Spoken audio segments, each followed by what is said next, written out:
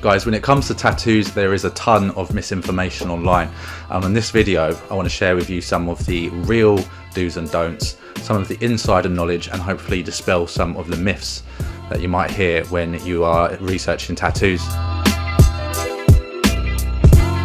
Guys, the first tip I want to share with you is one that studios definitely don't want you to know, and that is that you should not do studio walk-ins. So that is when you go into a tattoo studio, you haven't booked an artist or anything like that, you pick something off the shelf, or you might have a pre-made design and you get the tattoo there done on the day. The issue with this is that you're not going to get the best artist. The people that do the walk-ins are the apprentices and people who are inexperienced or not fully booked. That is not what you want when you're getting a tattoo. You want the best artists, and those are always booked up, normally months in advance. So do yourself a favour, unless you're getting something really simple and you're not too bothered about the quality, don't get a walk-in, book your appointment beforehand, and then get a great tattoo from someone that you know is going to do a good job of it. Guys, another one's a basic one, but make sure that you're well rested and that you've eaten before your tattoo session. The thing with this one is that it's more for your own comfort. Your pain tolerance is going to be better if you're well rested and everything else. The problem is as well, if you've done like an all-nighter or something and you haven't eaten, your chances of fainting while getting a tattoo are a lot higher. Now, most people obviously are going to be fine and not going to faint, but if you are someone who has fainted before, you need to keep your blood sugar high so you don't run that risk. Now, most people aren't going to faint, but I have seen it happen before. There's one guy who was heavily tattooed and I tattooed him loads of times, no problem. And I think one day he came and he hadn't rested, and I was tattooing him on the wrist, and I wasn't really paying attention to what he was doing, but I was doing the work, and I just noticed his wrist was turning in a lot, and I was kind of thinking, like, why are you turning your wrist in? So I was just carried on doing the tattoo, and so I looked up and he was passed out in the chair, and he was actually passed out for about a good 20 minutes. I thought I'd had to call an ambulance for him, but in the end he was all right. I think he woke up and he was like, hey, you want to carry on working? And he was American, and I thought, I think you've had enough for one day, and we left it at that. So yeah, don't do all-nighters before your tattoo. Guys, the next tip for you is about numbing cream. I do not recommend this for large tattoos. If you're getting a small tattoo, numbing cream is alright, but when you're getting a bigger piece, the numbing cream actually affects the skin in a negative way, and it actually makes the tattoo hurt even more. After a couple hours, 2-3 hours, that numbing cream is going to have hydrated the skin. The skin's going to go kind of wrinkly, like when you're in the bath and you've been in the bath too long. That is happening to your skin when you've got numbing cream on it, and unfortunately once that wears off, the skin is going to be extra sensitive, and the tattoo is actually going to hurt more than it would have if you hadn't used the numbing cream. So numbing cream, if you're getting a tattoo under 1-2 hours, that's fine, but as I say, if you're doing longer sessions, avoid numbing cream if you can. Guys, the next one's simple. Don't bring people to your tattoo sessions without asking.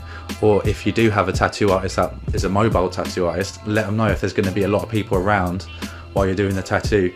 The reason being is because, if you can imagine, if you're doing artwork or you're doing a tattoo, you need your concentration in one place. And if you've got lots of people around doing stuff, you're going to be looking side to side, you're going to be, you're not going to be fully concentrated, you're going to be distracted while you're doing the tattoo. So it's in your interest to have it just you and the artist there if you can.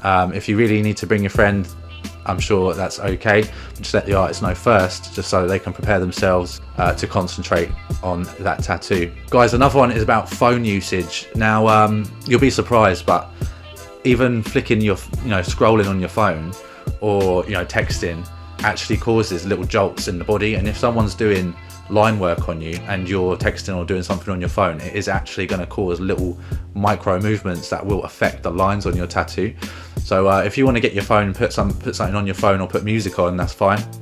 Or if you want to just say, oh, one moment, do something on your phone, that's absolutely fine, but don't be scrolling on your phone while you're getting a tattoo, especially if it's something that is quite intricate, or like straight lines, fine lines and stuff like that. You need to be rock solid, you need to be still, and you need to be concentrating so that you can get the best tattoo you can. Another one is don't take phone calls while you're getting a tattoo. Most people thrash around, move around, it's just a natural thing while you're on the phone talking to someone. People move around, they get very agitated and stuff like that. So don't think that your tattoo artist is going to be able to perform a tattoo while you are on the phone talking away and you're flapping around. So that is something that you do not want to do. Guys, this is a big one. Do not wear clothes that you care about when you're getting a tattoo, and if you can, just wear black. Tattooing is a messy business. Think about it, you know, there's so many things that can happen. Ink can spray out of the cartridge, ink can drop off, you know, you can rub your tattoo. There's just so many different factors and different ways that you can get ink on your clothes. And I know from my personal experience that I've ruined plenty of clothes, and I've seen people get their clothes ruined because they wore their best clothes to get a 4-hour tattoo with loads of heavy black in it. I mean, it's crazy if you think about it. Your clothes are going to get ruined. If you're doing painting or something like that, you're not going to wear your best clothes. So don't wear clothes that you care about when you're getting a tattoo. There is a myth out there that if you drink a lot of alcohol before a tattoo session, or even days before, that is going to thin your blood. This is actually a bit of an old wives' tale. I don't think there's any scientific data to suggest that your blood is going to be thin enough to affect you getting a tattoo because you've been on the beers the night before or whatever. It is something that tattoo studios and tattoo artists tell people so to avoid them turning up drunk. It's not true. I've tattooed tons of drunk people. Obviously I don't recommend it, but it's just the way it is, and they've been absolutely fine.